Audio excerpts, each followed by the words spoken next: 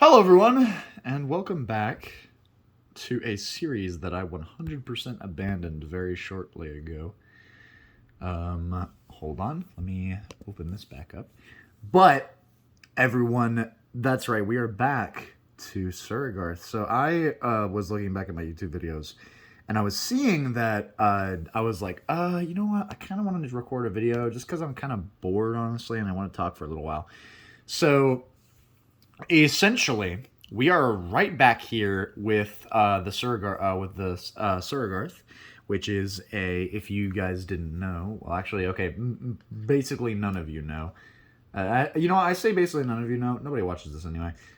All of you kind of know, but this is kind of like a record for my. I guess I'd say like it's just a record for this whole thing, and I'm uploading it. And not just like keeping the video, just because I kind of want it out there, you know. What is it? If I ever get famous, which is probably never gonna happen if we're gonna be for real. But what is it? I think I'm pretty sure that just covers it. Honestly, yeah. This is a world for both my own books and then also my D&D campaigns to take place in. So I have toiled long hours over this damn thing. You can see right here, 143 pages. Let me go over here and look at the here word count. Boom, 143 pages. I don't know if you can see that very well, but that also says 74,265 words, and that's a lot. That's a hell of a lot more characters. Yeah, we'll just leave it at that. I'll just play that while I'm typing. Why not? I think it's kind of cool. Okay, so. What is it? This is we have a lot of stuff to go through. First off, we have the history of the realm, which is named Volnus, which I based off of vulnerability, or like vulnerable, essentially, because the entire theme of it is that no being other than one in particular is immune to dying. Not even the gods. They technically they cannot die, but okay, hold on. Well, let me re-explain that. They can die. It's just that they are reformed, but with less and less of their power, and it's kind of like an eventual thing that will happen, where one day one of them will die and they won't have enough power to reform, essentially. So one of the gods will just be gone, essentially. So it's kind of based off of that, because even the gods themselves, or well, quote unquote gods, may die and one day eventually be scattered to the ether. So you see down here, you have the history of Volnus, which starts with a ritual. I'm not gonna explain the entire thing. I could here. Hold on. I wonder if this is a. You guys can pause and go through frame by frame if you really want to read this. But basically, there were two immortal beings named the Allfather and Meriflet. They didn't name themselves. Those were names given to them later by people, essentially. And they wanted to have something to watch over. They wanted a realm, essentially. And they were like, okay, let's do a ritual. We'll create a little sun. We'll create a little guide for the sun that has all of our knowledge, that can help them out in doing that. But the ritual went terribly wrong, and essentially both of them were destroyed. Meriflet was spread throughout the realm itself, basically as a bunch of glitter dust that settled onto the realm. And then the Allfather cracked and shattered into a bunch of different pieces. This wasn't the only problem, though. The sun they created during the ritual came out entirely wrong, and this was Somnathus. If I remember correctly, this is something that is only revealed in a campaign that might be coming up for my players. But his original name, I believe, was God damn it, what was it? It was something. Was it Protegus, or was that the name of that's the name of the angel? I think that was the name of the angel. Yeah, it was. Okay. No, Zephyros, or something like that. I think it was Zephyros.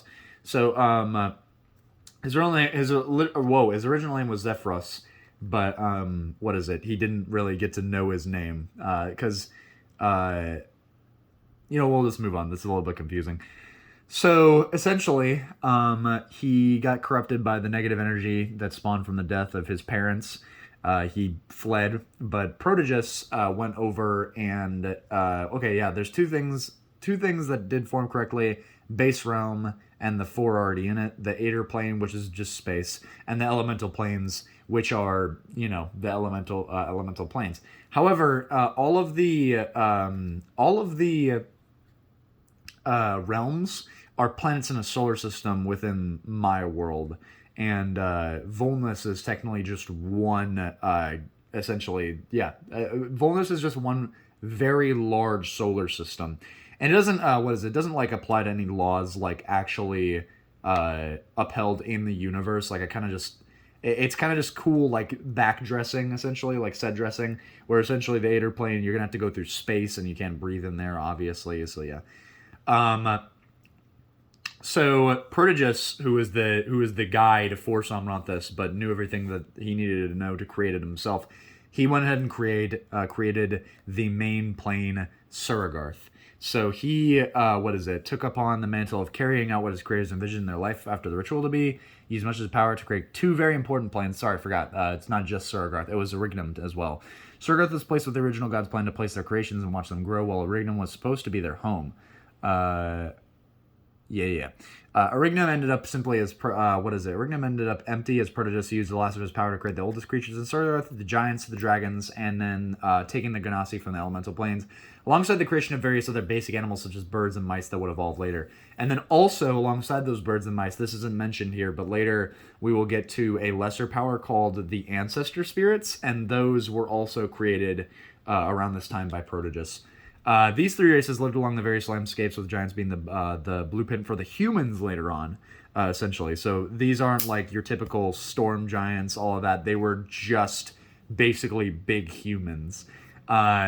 The Ganassi took up the role of elementally inclined creatures and were much more smaller than the other two in both size and population, living in communities in the more dangerous areas that the dragons and giants couldn't reach, such as the deep underground or in the ocean. The dragons were the dominant species, though, taking up most of the supercontinent of Kodor. And by the way, these are like kind of typical, like these are all the chromatic dragons, essentially. Like they have different lore, but just imagine them essentially as the same. But they basically worked together for a while. Yeah, and they were the dominant species, taking up most of the supercontinent of Kodor. So essentially, when Surregarth was created, there was only one continent, and it was like Pangea, where it was a supercontinent, and it was Kodor. Later on it gets split up though, but we can save that for later. So basically, a civil war amongst the dragons wiped most of them out and gave rise to the Age of Giants, which led into the Golden Age of Surregarth. The Age of Giants, during the Age of Giants, something was stirring in the Aether plane. The piece of the original creator god was formed into something else, more gods. The original god's personality was split apart and developed into their own powerful entities. Essentially, each shard of the Allfather developed into its own creature. The first one was Aelman, who is an elf, and he was created from the pompous side of the Allfather and believed that the creatures in Surregarth were blasphemy, being formed by a being other than the one who was supposed to create them. So he took down the giant empire and instated the elves, long-living beings who were cultivated with a high sense of self-importance and incredible fighting prowess. The destruction of their empire was not taken lightly by the giants, however, as a long-lasting hatred towards elves is characteristic of giant society today. Other than that, many other things started happening during this time, such as the rise of Barsel, father of dwarves, who created them to establish their kingdoms within the mountains and deep caves of Surregarth. One by one, more and more of these gods rose and put the creations in the world. At first, many humanoids stuck to their own kind out of distrust for the other races and simply survived in the harsh continent of Kodor, which evolved dangerous wildlife in response to the rule of the powerful giants of yesteryear.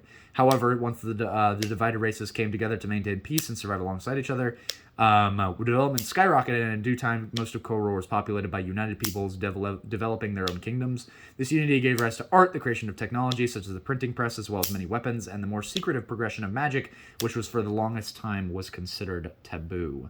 Then there was the fall of this society. And at the same time, the original son of the Allfather, Amerifil, resurfaced after discovering he needed to cause pain and suffering to feed himself. So essentially, he wouldn't survive unless he caused pain and suffering. So he would need to kill people, he would need to torture people, that sort of thing. Though he didn't want to at first, on the brink of fading and desperate to live on, he created his servants, the devils, and unleashed them into the world. In one of those instances, he tried to take down an elven settlement and ended up coming into corrupting the elven blood that was spilled, from which the first orc came from. So essentially, orcs are kind of like dark reflections of the elves, where they are kind of they're less prideful. And they're more so focused on the killing machine aspect of elves. So they're not exactly a dark mirror, because they don't they don't reverse all of the traits of an elf. They just kind of take one of them and elevate them, and then tone down the others a little bit. So in the coming years, Somnathus further sought to create misery in the creatures of the world, reassuring himself that what he was doing was right because he was simply wiping out the creatures of the false gods.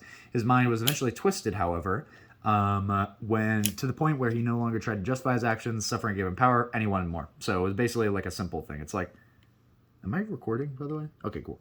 It became more of a simple thing. Let me see. Yeah, he poisoned the minds of the deep dwarves, which were the original dwarves, essentially. We'll learn more about those in, I think, episode 2. Trapping a sect of elves underground, starving them, breaking their minds to create the dark elves. These creatures were conditioned to be completely loyal to Somnathus and have been causing havoc for centuries. Finding out about these exploits, though, the other gods were obviously unhappy, which there were a few more by now. I wonder, actually. How long do I want this video to be? Because I could, the next video would be, the part 2 would be the gods, actually, and all the lesser powers. Alright, well, we'll figure that out when we get to it. So, basically, finding out about these exploits, though, the other gods were obviously unhappy. They bestowed on their creations with magic items, blessed with some clerical abilities, give prophetic dreams, basically all that stuff. Like, they essentially were like, okay, it's time to finally fight back against this bastard, and they started fighting back.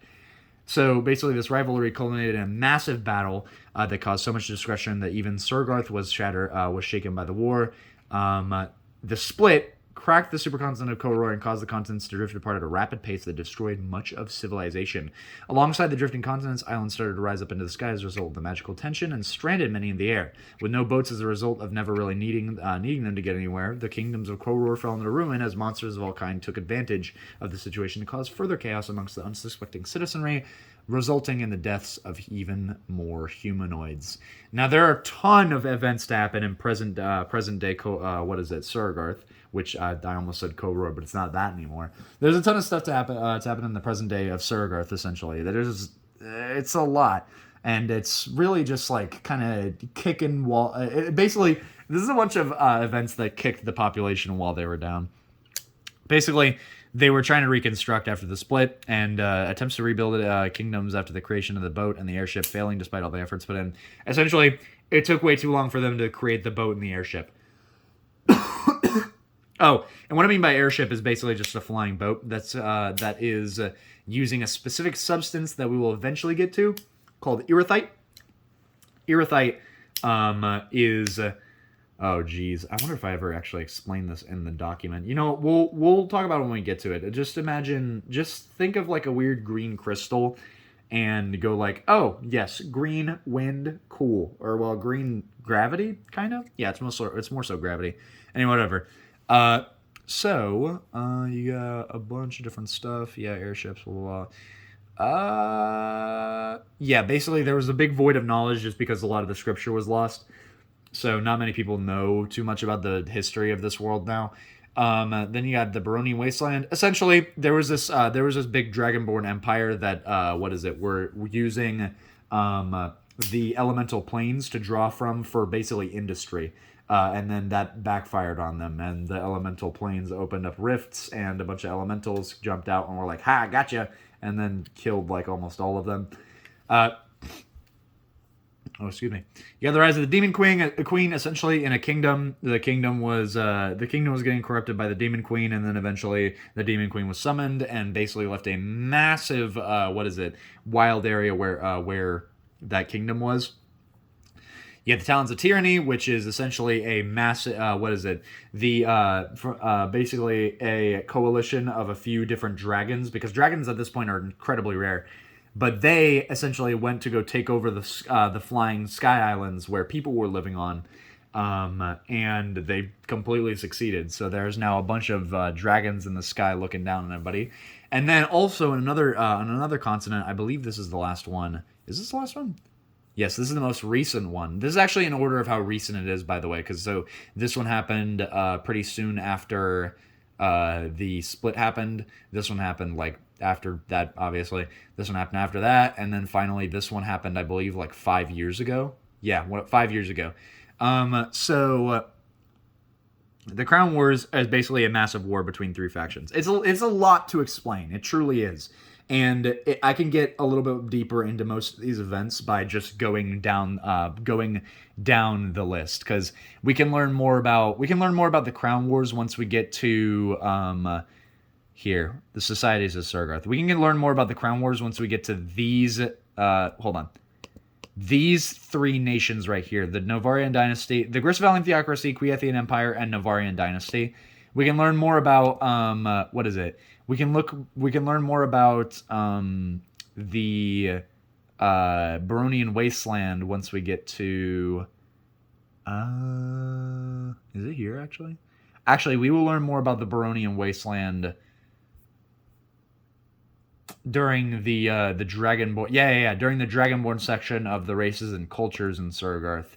We'll learn more about the Talons of Tyranny right here, because that is their own. That's basically the Talons of Tyranny created an empire named it the Draostian Empire, but the Talons of Tyranny itself is basically just the coalition of 5 dragons, and it kind of is a defunct name now. We will learn more about. Whoa, hold on. Let me see. What else was there? There was like one more. Oh yeah, and we'll learn more about the rise of the Demon Queen as we go into the Kingdom of Nielsen and all that. Because actually, the focus of this book is on one continent in particular, which is Comoria, which is where the rise of the Demon Queen event happened, essentially. And we will. This is a massive focus of the book because it is exactly the only continent that is described in this book. Essentially, my plan for releasing all this, because I am going to release it one day, but my plan for releasing all this is essentially I'm going to start with this book because it has all of your like basic stuff that you need. You have the history, you have the gods, the lesser gods.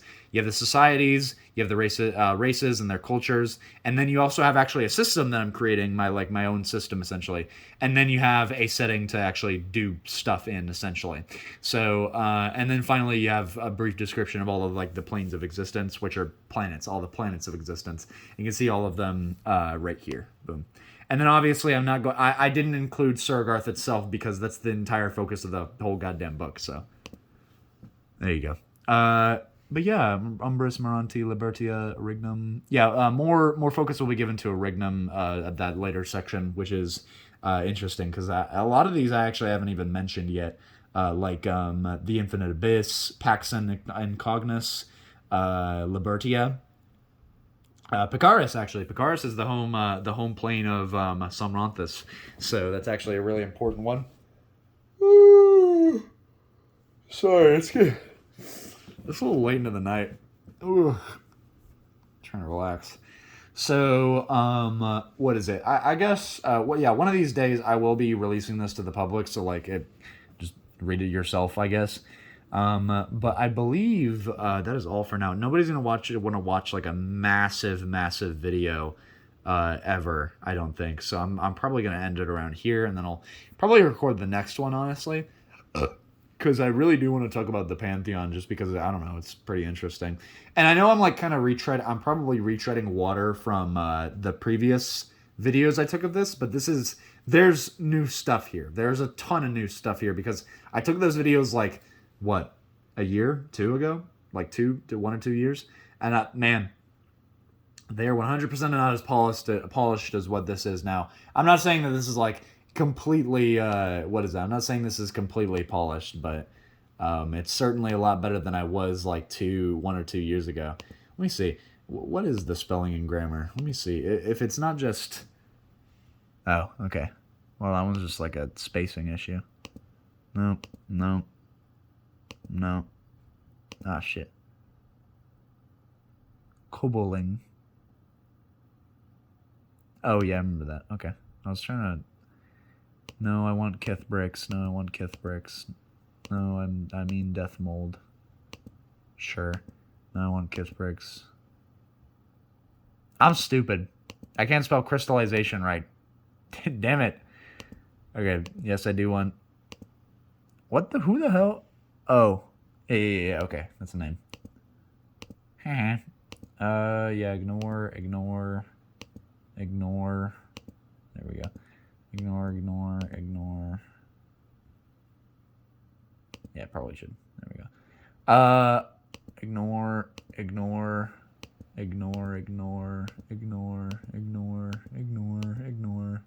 There we go. Okay, yeah, no actual spelling or like grammar mistakes other than just like stuff that the Google Doc doesn't want me putting down because it's not a real word really.